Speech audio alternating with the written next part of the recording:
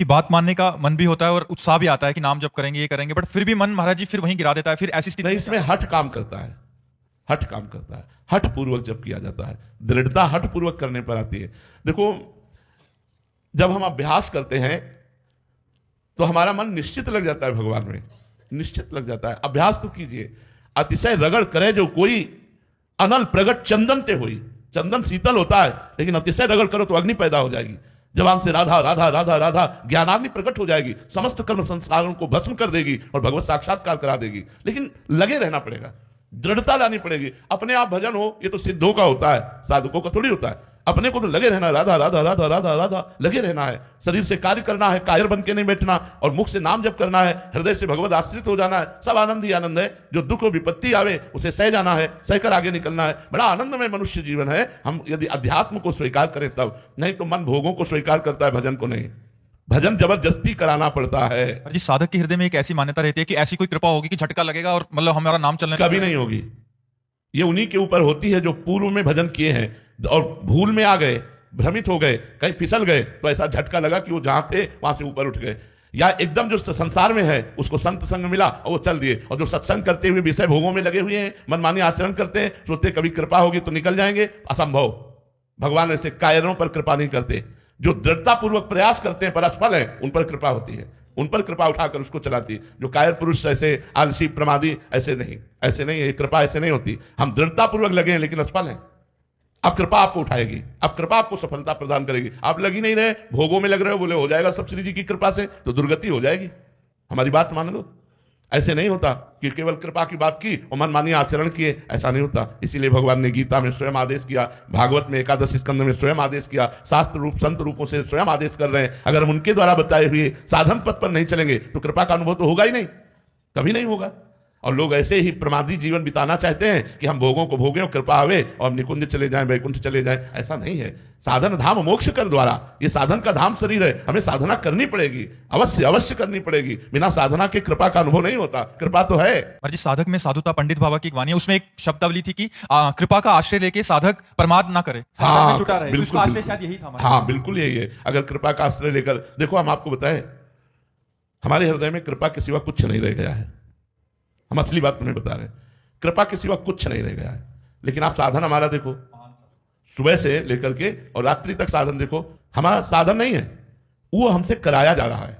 हम तो सिर्फ कृपा के आश्रित हैं, साधन कराया जा रहा है। अब ऐसा नहीं कि हम संसार का मनोरंजन करें और कृपा हमको परम पद में पहुंचा दे, ऐसा कभी नहीं होता। ऐसे साधक चाहता है मतलब? नहीं, साधक तो भी वो गलत है, वो साधना युक्त साधक नहीं, वो भ्रष्ट आचरण वाला भी सही है। लेकिन भगवान की कृपा का आश्रय रखेगा अगर हृदय से सही ढंग से, तो वो उसको भी भगवान आगे साधन पथ में चला देंगे। लेकिन साधन पथ में चलना ही पड़ेगा, आपको साधना करनी पड़ेगी। बिना साधना के भगवत तत्व का, कृपा का, प्रेम का अनुभव नहीं होता।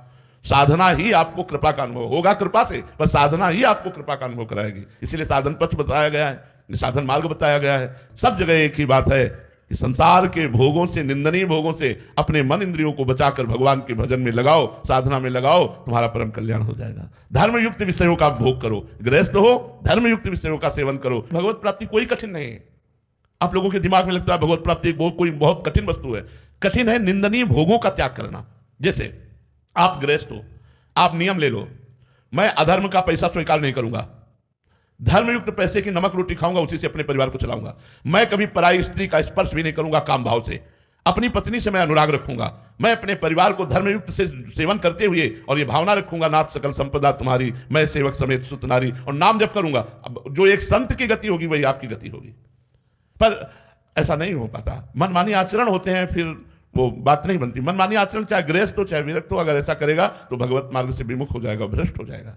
जी, क्या सारे साधकों की ऐसे होता है कि कभी तो बहुत उत्साह होता है भजन का, फिर कभी एकदम मंद हो जाता है? हाँ, ऐसा होता है, ऐसा होता है, सबके हृदय में होता है। कबहू तो थोरो भजन, कबहू होत विशाल, मन को धीरज छुटे नहीं, गाहे न दूजी चाल। जिस समय भजन में मन नहीं लग रहा है उस समय चाहे सो जाओ, पर गंदे पुरुषों का संग मत करो, गंदी आदतों वाली कोई क्रियाएं न करो। थोड़ी देर के लिए तमोगुण आया है, वो चला जाएगा, जहां सत्वगुण आया फिर भजन में रति हो जाएगी। तो कभी कभी ऐसा होता है कि मन एकदम भोगों की तरफ उतावला हो जाता है, भजन में मन नहीं लगता है, एक अशांति सी आ जाती है। उस समय सत्संग सुनो, तुरंत रजोगुण और तमोगुण का नाश होकर के सत्वगुण बढ़ेगा। नाम कीर्तन करने लगो, राधा राधा, मन नहीं लग रहा, लेकिन नाम बिल्कुल मन न लगे तो सो जाओ, पर गलत आचरण मत करो, गलत संग न करो, तो थोड़ी देर के बाद टिकाऊ नहीं है। आगमा पाइनो अनित्यास है, ये जितना भी है ये आगमा पाइनो आने जाने वाले हैं। सतुगुण आया, तमोगुण आया, रजोगुण आया, जहां तमोगुण हटा, रजोगुण हटा और सतुगुण आया तो फिर भजन में मन लग जाएगा। कबहू तो थोड़ो भजन, कबहू होत विशाल, मन को धीरज छुटे नहीं, गाहे न दूजी चाल। संसार की आसक्ति वाले खेल ना खेलने लगे, फिर तो टिकाऊ हो जाएगा तमोगुण, रजोगुण, और सतोगुण गुप्त रहेगा। अगर हम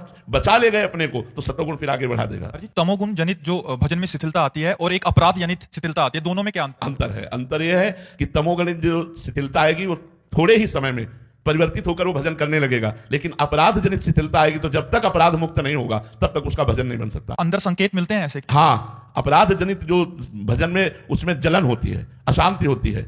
हाँ, जो तमोगुण जनित होती है तो उसे समझ में नहीं आता, निद्रा, प्रमाद, आलस्य ये चीजें लगेंगी, लेकिन उसकी भजन प्रियता बनी रहेगी।